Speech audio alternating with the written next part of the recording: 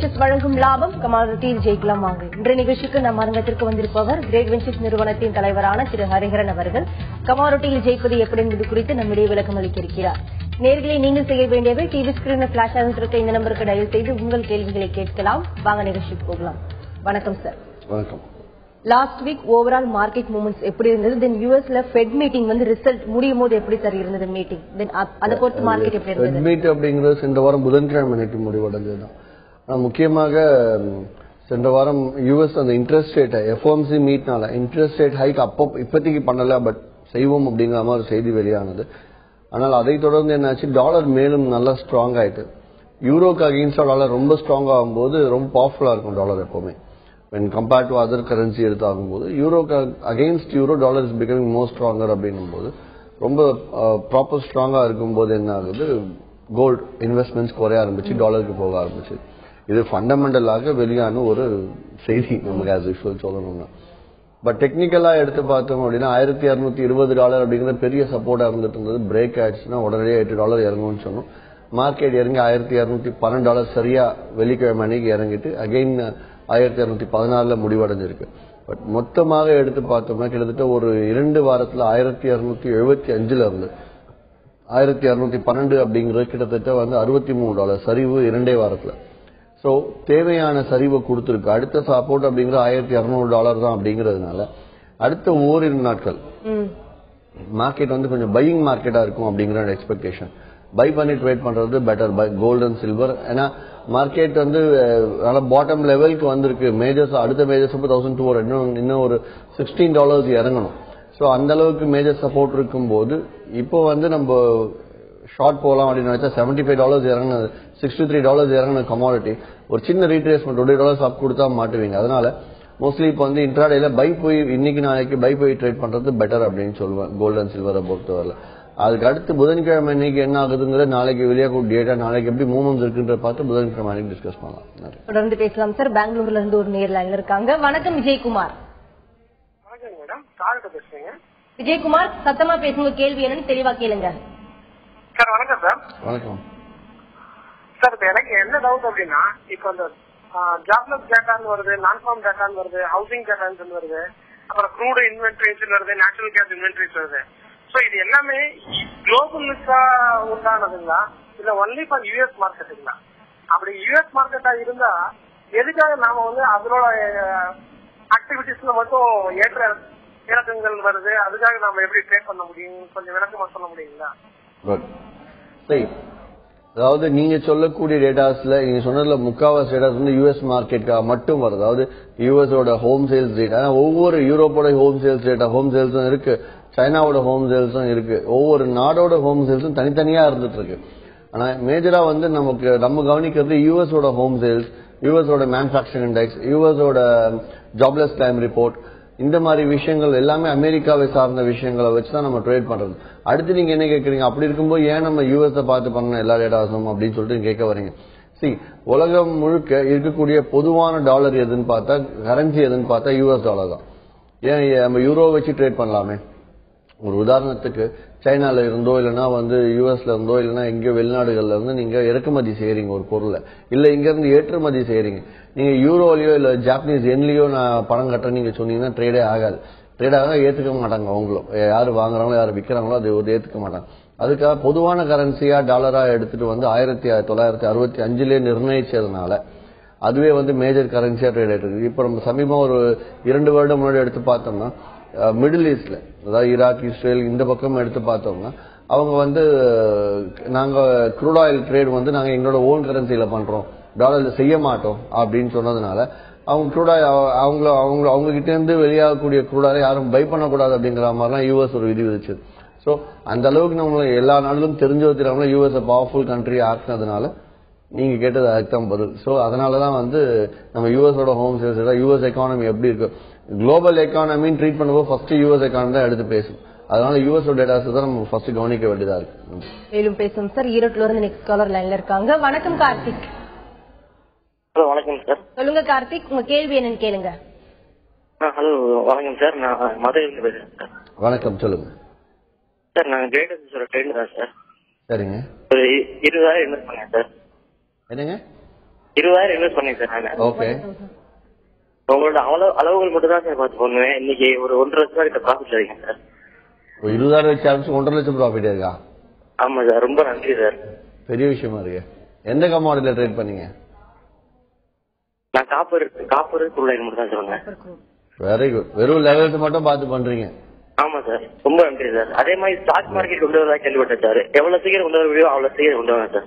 என்னங்க? Stock market sir. Chart வாங்கிருக்கீங்களா? அது எப்படி இருக்கு? இல்ல sir, stock market. Stock market equity sir. Stock market எப்போ வரும் கேக்குறீங்களா? ஆமா சார், சீக்கிரம் கொண்டு வாங்க சார். ஒரு 6 மாசம் ஆயிடுங்க, எடுத்துட்டு வரேன். நன்றி. இதெல்லாம் வந்து காட்ஸ் கிஃப்ட்னே சொல்லலாம் சார். அதே மாதிரி லெவல்ஸ் பார்த்து மட்டும் பண்ணாலே ப்ராஃபிட் வந்து எக்ஸ்பெக்ட் பண்ண அளவுக்கு அது மேலே வர வாய்ப்பு இல்ல. 20,000 போட்டு 1.5 லட்சம் அப்படிங்கறது எவ்வளவு நாள்ல பண்ணாருன்னு தெரியல. ஒண்ணு. ரெண்டாவது பெரிய விஷயம் அது சொல்லுவேன். கிட்டத்தட்ட வந்து 500% ரிட்டர்ன் அப்படின்லாம். எத்தனை மாசத்துலங்கிறது தெரியல. அது எத்தனை மாசமா இருந்தாலும் அது பெரிய விஷயம்னே சொல்லலாம்.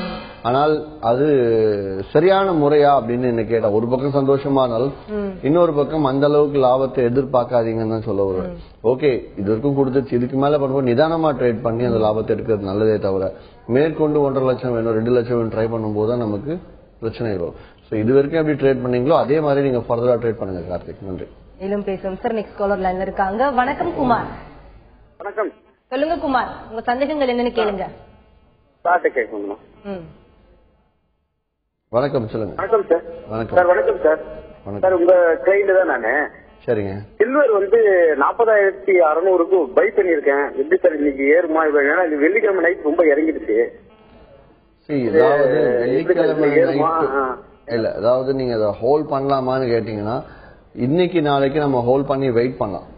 என்ன ரீசன்னா, கிட்டத்தட்ட வந்து $63 ஒரு 2 வாரத்துல இறங்கினது. அதாவது கடைசி முக்கியமாக ஒரு 3 நாள்ல பெரிய அளவுல ஃபாலோ ஆச்சு போன வாரம். சோ அதுக்கான ரீட்ரேஸ்மெண்ட் நாங்க ஒன்று சொல்லுவோம். அந்த ரீட்ரேஸ்மெண்ட் கண்டிப்பா நடக்காம மார்க்கெட் ஃபர்தரா ஃபால் ஆகாது. சோ இப்போ நீங்க அந்த பையிங்க ஹோல்ட் பண்ணலாம் அப்படின்னா அதுக்கு ஸ்டாப் லாஸ் $1,200 மார்க்கெட் முடிவடைஞ்சா நீங்க ஸ்டாப் லாஸா வச்சு நீங்க பையிங் ஹோல்ட் பண்ணலாம். பொசிஷனல் பை எடுக்கணுங்கிறவங்க இப்ப பை பண்ணிட்டு அந்த 12 வெறும் $12 தான் stop loss. $12 to $13 stop loss வச்சு நீங்க பொசிஷன் பையிங்க எடுக்கலாம். இன்ட்ராடேல மோஸ்ட்லி ஷார்ட் போனீங்கன்னா ரொம்ப ஜாக்கிரதையா இருங்க. ஒரு 2 நாளைக்கு மட்டும் தான் சொல்றேன். பட் மற்றபடி கோல்ட் அண்ட் சில்வர்ல பையிங் அப்படிங்கிறது இன்னைக்கு நாளைக்கு advisable. But with stop loss மறந்துடாதீங்க. ஏன்னா 80% டெக்னிக்கல் ஸ்ட்ராங்கா இருக்கும், 20% ஃபெயிலியர் சான்சஸ் இருக்குன்றா ஸ்டாப் லாஸ் கிளியர் கட்டா வச்சு நீங்க ட்ரேட் பண்றது நல்லதுன்னு சொல்லுவேன். நன்றி. வணக்கம் பரமேஸ்வரன். ஹலோ. சொல்லுங்க பரமேஸ்வரன், உங்க கேள்வி என்னன்னு கேளுங்க. ஹலோ சார், நான் உங்க கிளைண்ட் ஆக்சுவலா. இன்னைக்கு இன்ட்ராடே இதுல க்ரூட் ஆயில் இது லெவல்ஸ் வேணும். அண்ட் ஒன் மோர் திங், இது வந்து நான் லாஸ்ட் வீக்ல இருந்து உங்க இதுல பண்ணிட்டு இருக்கேன். பட் எம்சிஎக்ஸ்ல இருந்து எந்த ஒரு மெயிலுமே கன்ஃபர்மேஷன் எதுவும் வரல. கான்ட்ராக்ட் நோட் வருது, பட் எம்சிஎக்ஸ்ல இருந்து ட்ரேட் பண்ண டீடைல்ஸ் எதுவுமே வருது. இமெயில்ல கண்டிப்பா உங்களோட இமெயில்ல எம்சிஎக்ஸோட மெயில் மார்னிங் வரும். அதே மாதிரி உங்களுக்கு மெசேஜும் எவ்ரிடே மார்னிங் எம்சிஎக்ஸ்ல வரணும். எம்சிஎக்ஸ் எல்டிடி இல்ல எம்சிஎக்ஸ் டிஆர்டிங்கிறதுல இருந்து மெசேஜ் வரணும். அப்படி மெசேஜ் வரலாம் உடனடியா நீங்க கிரேட் தொடர்பு கொண்டு அந்த மொபைல் நம்பரை மாத்திட்டு வேற mobile number alternative mobile number ஏதாவது நீங்க கொடுத்தீங்க அப்படின்னா அதை அவங்க சேஞ்ச் பண்ணிட்டு அதுல வருதுன்னு ஒரு 2 நாள் டெஸ்ட் பண்ணி பாருங்க. டெஸ்ட் பண்ணி கன்ஃபார்ம் பண்ணுங்க. நன்றி. க்ரூட் ஆயில் லெவல்ஸ் பத்தி கேட்டிருந்தாரு. ரைட். இன்னைக்கு ஆயில் $5,630 மேல, ₹30 மேல ஏறுச்சு அப்படின்னா பை பண்ணலாம். சரியா 10 இருந்து 12 லாபத்துல வெளியாகலாம். அதே டவுன் சைட்ல செல்லிங் போகணும்னு நினைச்சோம்னா $5,597 ஷார்ட். சோ அதே ஒரு 10 to 12 rupees ப்ராஃபிட்ல வெளியாகலாம். நன்றி. தொடர்ந்து பேசலாம் சார். கோவில இருந்து அடுத்த நேர் லைன்ல இருக்காங்க. வணக்கம் மணிகண்டன். வணக்கங்க, குருகிட்ட சார் பேசுங்க மணிகண்டன். சார் வணக்கங்க சார். வணக்கம் மணிகண்டன், சொல்லுங்க சார். சைனா ஒரு அறிக்கை விட்டுருக்காங்க. அதாவது எங்க நாட்டுல வந்து கோல்டு வந்து ட்ரேட் பண்ணுங்கன்னு சொல்லியிருக்காங்க. அப்ப நம்ம சப்போஸ் அவங்க நாட்டுல போய் ட்ரேட் பண்ணா அவங்களோட கரன்சி எஃபெக்ட் தெரியும் தானுங்க. எப்படி நம்மளோட USD INR dollar rate differentiate வருது, அதே மாதிரி அவங்க கரன்சிக்கு டிஃபரன்ஷியேட் வருங்க. அது கொஞ்சம் பண்ணுங்க. ரைட். அதாவது இந்த மாதிரி நிறைய நாடுகள், லெட்ஸ் டேக் ஃப்ரம் துபாயில இருந்து எடுத்துக்கலாம். துபாயில வந்து ட்ரேட் ஃப்ரீ ஜோன் இருக்கு. அந்த மாதிரி ட்ரேட் ஃப்ரீ ஜோன்ல உலகம் முழுக்க யாருனாலும் போய் அங்க ரெஜிஸ்டர் பண்ணுவாங்க, டாக்ஸ் ஃப்ரீ அப்படிங்கிற மாதிரி நிறைய விஷயங்கள்லாம் இருக்கு. ஸோ அந்த மாதிரி ஒவ்வொரு நாடுகளும் அந்தந்த நாடு வீழ்ச்சி அடையும் போது, சைனீஸ் எக்கானமி சரியில்லைன்னு சொன்னோம் இல்லையா, அந்த மாதிரி வரும்போது மற்ற பண நடமாட்டத்தை அதிகரிக்கிறதுக்காக, அதாவது வெளிநாடுகள்ல இருந்து பணம் உள்ள வரட்டும், அப்படி உள்ள வந்து ஃபண்ட் ஃப்ளோ ஆகட்டும் அப்படிங்கறதுக்காக இந்த மாதிரி அறிக்கைலாம் கொடுத்து ஃபண்ட்ஸை உள்ள எடுத்துட்டு வாங்கன்னு சொல்லுவாங்க. ஆனால் உள்நாட்டுல நம்ம இந்தியன் கவர்மெண்ட் அதுக்கு அலோவ் பண்ணோம். இந்த மாதிரி இந்தியன் லைக் ரெசிடென்ட் ஒருத்தர் சைனா இதுல போய் மார்க்கெட்ல ட்ரேட் பண்றாங்க அப்படின்னா கண்டிப்பா வந்து லைக் பிசிக்கலா பண்றதுங்கிறது வேற, ஆன்லைன்ல பண்றதுக்கு பெரிய ரெஸ்ட்ரிக்ஷன் இருக்கு. பிசிக்கல் பண்ணா கண்டிப்பா எல்லாமே ப்ராப்பரா பேப்பர்ஸ்ல போகும். ஆன்லைன்ல பண்ணலாம் பேப்பர்ஸ்ல போகும். ஆன்லைன்ல ரெஸ்ட்ரிக்ஷன்ஸ் இருக்கு. $10,000 மேல நம்ம போய் ட்ரேட் பண்ணக்கூடாது. அப்படி பண்ணாலும் US டாலர் எல்லாம் பண்ணுவாங்களே தவிர எண்ல இருந்து போய் பண்ண மாட்டாங்க. அப்படியே எண்ணுக்கும் நீங்க டாலருக்கும் கன்வெர்ட் பண்ணியும் பார்த்தாலும் பெரிய வித்தியாசம் வரப்போறது கிடையாது. அதுக்கு பதிலாக இங்க MCXல இருக்கும், நம்ம இங்கேயே பண்ணிட்டு போலாமே. எதுக்கு யாரு என்னன்னே தெரியாத கண்ட்ரில போய் ட்ரேட் பண்றது? நன்றி சார். கோல்ட் மூவ்மெண்ட் வந்து கண்டினியூஸா ஒரு ஸ்லகிஷ் மார்க்கெட்ல இருக்கு. சோ இந்த டைம்ல வந்து நகைகள் விற்பனை வந்து ஒரு 25% வந்து அதிகரிச்சிருக்கு வந்து செய்தித்தாள வந்து வெளியாகி இருக்கு. அதே மாதிரி வந்து இப்போ கோல்டு அண்ட் சில்வர் குறை காரணம் என்ன, அதை பத்தி சொல்லுங்க. மேலும் குறையுமா, அதை பத்தி சொல்லுங்க. இந்த வீக் ஓவரால் கோல்டு வந்து ரெடியூஸ் ஆகுமா இல்ல அப் ட்ரெண்ட் கொடுக்க வாய்ப்பு இருக்கா? இல்ல, இந்த வீக் அப்படின்னு பேசுறதுக்கு முன்னாடி கோல்டு வந்து தேவையான அளவுக்கு, இந்த 2 மாதத்துக்கு தேவையான அளவுக்கு கோல்டு இறங்கி இருக்குங்கிறது என்னோட விஷயம். டெக்னிக்கலாக இன்னும் ஒரு $15-16 மேஜர் சப்போர்ட்டா, சைக்கலாஜிக்கல் சப்போர்ட்டே இருந்துட்டு இருக்கு. Technical support and psychological support ரெண்டுமே இருந்துட்டு இருக்கு. அதனால இந்த இறக்கம் அப்படிங்கறது நம்ம தொடர்ந்து ஒரு 2 மாதம் சொல்லிட்டே இருந்தது, படிப்படியா நடந்துகிட்டே தான் வந்தது. ஒவ்வொரு வாரம் ஒரு நாள் கூட மிஸ் ஆகல. நம்ம கொடுத்த கெஸ் மாறவே இல்லை, கரெக்டா ப்ராப்பரா போயிட்டு இருந்தது. அந்த மாதிரி இந்த வாரம் இன்னைக்கு நாள்ல எடுத்து பார்த்தோம்னா மார்க்கெட் வந்து கொஞ்சம் ரெக்கவர் ஆகிறதுக்கான சான்சஸ் இருக்கு. சோ இது இங்க மார்க்கெட் பிரைஸ் குறையும் போது கண்டிப்பா வந்து பிசிக்கல் மார்க்கெட்ல டிமாண்ட் இருக்கும். அந்த டிமாண்ட் நீங்க செய்தித்தாள்களை படிச்சிருப்பீங்க. மற்றபடி இங்க ஆன்லைன் ட்ரேடர்ஸும் சரி பிசிக்கலும் சரி ஒரு 2 நாள் மார்க்கெட் ஏறதுக்கான சான்சஸ் நிறையவே இருக்கு. ஏன்னா ரீட்ரேஸ்மெண்ட் ஆயிட்டு அப்புறம் வேணா இறங்குதாங்கிறது, ரீட்ரேஸ்மெண்ட் எந்த அளவுக்கு ஆயிருக்குன்ற மூவிங் ஆவரேஜை வச்சுதான் கெஸ் பண்ண முடியும். சோ இன்னைக்கு நாளைக்கு நம்ம பொறுத்து இருந்து பார்த்துட்டு புதன்கிழமை தான் ப்ராப்பர் டெசிஷன் எடுக்க முடியும். அது வரையில ஷார்ட் போனா ரொம்ப கேர்ஃபுல்லா இருக்கணும். லாங் போலாம், ஸ்டாப் லாஸ் வச்சு லாங் போறது நல்லது. ஏன்னா மார்க்கெட் வந்து ஏறதுக்கான சான்சஸ் இருக்கு அப்படிங்கறதுனால. பொசிஷனல் ட்ரேடர்ஸ் பொசிஷன் எடுக்கலாம், கோல்டு அண்ட் சில்வர் எடுக்கலாம். பட் $1,200 கீழே மார்க்கெட் முடிஞ்சது அப்படின்னா அங்க ஸ்டாப் லாஸ் வச்சு நீங்க ட்ரேட் பண்ணலாம். நன்றி sir. Natural gas prices is like to be a range bound on weather conditions சொல்லிருக்காங்க, அதை பத்தி சொல்லுங்க சார். இல்ல, அது ஒவ்வொரு வாரமும் வெளியாகிற ரெகுலர் தகவலா போயிடுச்சு. எனக்கு தெரிஞ்சு அடுத்த அக்டோபர் நவம்பர்ல தான் கொஞ்சம் நல்லா இருக்கும் நேச்சுரல் கேஸோட மூவ்மெண்ட்ஸ். அது வரல மார்க்கெட்ஸ் பியூர் ரேஞ்ச் போன். ஏன்னா எந்த அளவுக்கு டிமாண்ட் இருக்க போகுதுன்னு தெரியல. டிமாண்ட் எதை வச்சு வரும்? முக்கியமா நேச்சுரல் கேஸ் வெதர் ஃபோர்காஸ்ட் வச்சு வரும். எந்த அளவுக்கு வெதர் ஃபோர்காஸ்ட் இருக்க போகுது அப்படிங்கிறது நம்ம அடுத்த 2 மாதம் கழிச்சு இந்த நாளைக்கு மழை பெய்யுமா பெய்யாதான் யாருமே கணக்கெடுக்க போறது. நாளைக்கு பெய்யுமா நாளைக்கு பெய்யுமா அதிகபட்சம் இந்த ஒரு வாரம் என்ன ஆகணும்னா ஃபோர்காஸ்ட் இருக்கும், எதிர்பார்க்கலாமே தவிர. சோ அந்த மாதிரி இருக்கும்போது அந்த நெருக்கத்துல தான் நேஷனல் கேஸோட மூவ்மெண்ட்ஸ் நல்லா இருக்கும். அதுக்கு இட்ஸ் பியூர் இன்டர்டே மார்க்கெட். மேலும் பேசும் சார். அடுத்த நேர்ல இருக்காங்க. வணக்கம் துரைவேல். ஹலோ, சொல்லுங்க துரைவேல், உங்க கேள்வி என்னன்னு கேளுங்க. பேசணும். சொல்லுங்க துரைவேல். நம்ம சாப்பிடல. ஹலோ, தொடர்ந்து பேசுங்க துரைவேல். சார்ட்ல வந்து ட்ரெண்ட் சேஞ்ச் ஆகுறது வந்து எதை வச்சு நம்ம கணிக்கலாம்? 15 நிமிஷத்துலயா 30 இல்ல 1 ஹவரா? புரியல. எந்த டைமிங்ஸ்ல நம்ம கணிக்கலாம்? கேள்வி மறுபடியும் கேளுங்க. ஒரு ட்ரெண்ட் சேஞ்ச் ஆகும், சில்வரோ இல்ல கோல்டோ ஒரு ட்ரெண்ட் சேஞ்ச் ஆக போகுது அப்படி சொல்றாங்க. அது வந்து சார்ட்ல எந்த ஹவர் வச்சு நம்ம கணிக்கலாம் சார்ட்ல? நீங்க ட்ரெண்ட் அப்படிங்கறது எத்தனை நாளைக்கு நீங்க பார்க்க போறீங்க? அடுத்த ஒரு வாரம் ட்ரெண்ட் வேணும் எனக்கு, ஒரு மாசம் ட்ரெண்ட் வேணும், இல்ல ஒரு வருடம் ட்ரெண்ட் பார்க்கணும். ஒரு ட்ரெண்ட் பார்க்க முடியாது, ஒரு 2 மாசம் ட்ரெண்ட் பார்க்கணும். மாதிரி எந்த காலகட்டத்துக்கு நீங்க ட்ரெண்ட் எதிர்பார்க்கறீங்க? ஒரு 6 மந்த்ஸ்ல. 6 மந்த்ஸா நீங்க எதிர்பார்க்கவே கூடாது. மேக்சிமம் வந்து 6 மந்த்ஸ் ட்ரெண்ட் எதிர்பார்த்தீங்கன்னா கண்டிப்பா மார்க்கெட் வந்து அதுக்குள்ள ஒரு 4-5 என்ட்ரிஸ் கொடுத்துரும். மாறி என்ட்ரிஸ் கொடுத்தாங்க. அதிகபட்சம் நீங்க 1 மாசம் அல்லது 2 மாசத்துக்கு நீங்க ட்ரெண்ட் எதிர்பார்க்கலாம். அந்த ட்ரெண்ட் எதிர்பார்க்கறதுக்கு நீங்க டெய்லி சார்ட்டை வச்சும் பார்க்கலாம், இல்ல 4 hours சார்ட்டை வச்சு பார்க்கலாம். நன்றி சார். க்ரூட் ஆயில் வந்து இப்ப கரண்டா இருக்க லெவல்ஸ்ல வந்து ஷார்ட் போறது வந்து எந்த அளவுக்கு நல்லது சார் உங்களுக்கு? இன்னும் இப்போ வந்து $92 இருக்கு. மார்க்கெட் 89 பிரேக் ஆச்சுன்னா தான் நம்ம அதை பத்தி பேசணும். ஏன்னா $96 பிரேக், அதாவது இதே நிகழ்ச்சி போய் நம்ம யூடியூப் எல்லாம் பார்த்தோம்னா ஒரு 2 மாசத்துக்கு முன்னாடி சொல்லிட்டு இருந்தேன். $96 பிரேக் ஆச்சுன்னா $4 டிராப் ஆகும். $92 தான் அடுத்த மேஜர் ரேஞ்ச் பவுண்டா இருக்கும். கரெக்டா 92 வந்து மார்க்கெட் 92 94 இதெல்லாம் இருந்துட்டு இருக்கு மார்க்கெட் 92 பிரேக்கே மார்க்கெட் ஒரே பிரேக்கே மார்க்கெட் ஜஸ்ட் ட்ரேடே திருப்பி மேல வந்துச்சு அன்னைக்கு க்ளோஸ் ஆகல 91.96 பக்கம் வந்துச்சு மற்றபடி வரணும்ல. ஸோ அந்த வகையில் எடுத்து பார்த்தோம்னா க்ரூட் ஆயிலை பொறுத்தவரையில் 89 தான் மேஜர் சப்போர்ட். இப்போ பை பண்றவங்க யாரா இருந்தா பை பண்ணிக்கலாம். பட் ஸ்டாப் லாஸ் ஒரு $4 ஸ்டாப் லாஸ் வச்சு நீங்க தாராளமா பை பண்ணி ட்ரேட் பண்ணலாம். ஏன்னா ஒரு $2 வரைக்கும் ப்ராஃபிட் பார்க்கறதுக்கான நல்ல ஆப்பர்ச்சுனிட்டி இருக்கு ஆயில்ல. நன்றி சார். கமாடிட்டியில வந்து ஹெட்ஜிங் அட்வைஸ்னா என்ன சார் கமாடிட்டியில? ஹெட்ஜிங் அப்படிங்கறது வந்து கரெக்டா சொல்லணும் அப்படின்னா இந்த ஸ்பெகுலேட்டர்ஸ் நம்மள மாதிரி ரீட்டைலர்ஸ் டெய்லி கிரேட் வெஞ்சர்ஸ் மாதிரி கம்பெனிஸ்ல போயிட்டு டெய்லி மார்க்கெட் மூவ்மெண்ட்ஸ்ல போய் ஆதாயம் பார்க்கறா ஸ்பெகுலேட்டர்ஸ். இந்த ஸ்பெகுலேட்டர்ஸ் வந்து ஹெட்ஜிங் பண்ணவே கூடாது. ஹெட்ஜிங் இந்த சென்ஸ் ஹெட்ஜிங்னா பண்ணக்கூடாது, பண்ண முடியாது. ஹெட்ஜிங் அப்படிங்கிற யாரு செய்வாங்க அப்படின்னா ஒரு பிசிக்கல் ட்ரேடர் அவரோட இறக்குமதி ஏற்றுமதியோட விலையை கட்டுப்படுத்தி நஷ்டம் அடையாம அந்த இறக்குமதி ஏற்றுமதி முடிக்கணும் அப்படிங்கறதுக்காக ஆன்லைன்ல வியாபாரம் செய்வாங்க. அதாவது ஒரு உதாரணத்துக்கு ஒரு 1000 டன் காப்பர் இறக்குமதி செய்யறாங்கன்னா அங்க பிசிக்கல் மார்க்கெட்ல $2 குறைய போகுது அப்படின்னா இவங்க இறக்குமதி செய்யறதுக்குள்ள $2 குறைஞ்சிடுச்சு அப்படின்னா அவங்க $2 நஷ்டம் கிலோ. அதனால அந்த நஷ்டத்தை அவாய்ட் பண்றதுக்காக 1000 கிலோ இந்த விலைக்கு அவங்க வாங்கும் போது அப்படியே ஆன்லைன்ல 1000 கிலோ என்ன விலையோ அந்த விலைக்கு உடனே வித்துருவாங்க. சோ தட் அங்க $2 இறங்குச்சுன்னா இங்க $2 அவங்க லாபம் வரும். இது வந்து பிசிக்கலாக நிஜமாக நிஜ வியாபாரிகள் தான் இந்த ஹெட்ஜிங் அப்படிங்கறத யூஸ் பண்ண முடியும்.